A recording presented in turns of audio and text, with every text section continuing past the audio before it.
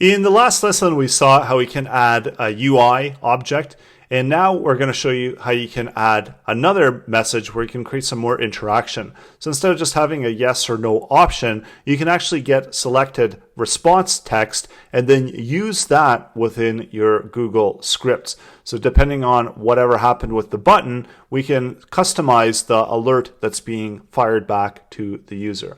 So we're going to ask the user their name and then use that value within the alert. So first of all, let's add it to the UI. So we're going to add another number, another pop-up here, and we can call this one pop-up 2. And I can just duplicate this. So a lot of the functionality is going to be the same in this lesson as we saw in the earlier lesson. And in this case, we're just going to call this pop-up number 2. And also there's a quick way to add this.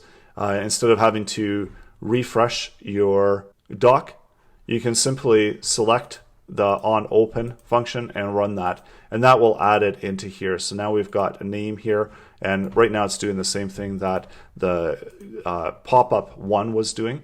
We're adding a title and so on. So let's customize this. And instead of an alert, we're going to do a prompt. And the prompt format is going to be the same, where we can do a title and then we can ask a question. So in this case, we're asking, what's your name? And we can keep a button set. So providing a button set for the user. So allowing the user to hit OK or cancel. So the OK is going to submit whatever text they have, and the cancel is going to return back whatever value was returned from the button. And in this case, let's create a separate variable to hold the button object. So this is whatever the result of the selected button value is going to be.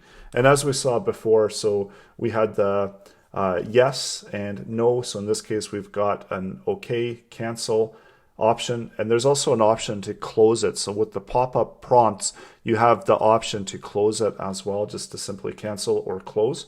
So those are the two options that you have. Let's also get the result and response text. So this is a prompt. So we've got response text that we can add in to the result. And for now, let's add that in and show that within the logger information. And checking to see if the button value, so if button is equal to UI button, and in this case, we're looking for a value of OK. So you can see that as well within the drop-down that we have that within the OK. And in this case, we've got a name. So we can say your name is, and this is going to be whatever the value of that text that's being returned back. So we can also have else ifs as well, when this is, again, just like JavaScript, so you can have else ifs. So checking to see if button, and that should be 2 equal signs. It's not assigning a value. And checking if the UI button is going to be cancel. And if it's cancel, then you selected, and then we'll do one more. And this is just the last default, so we don't need a condition for this one.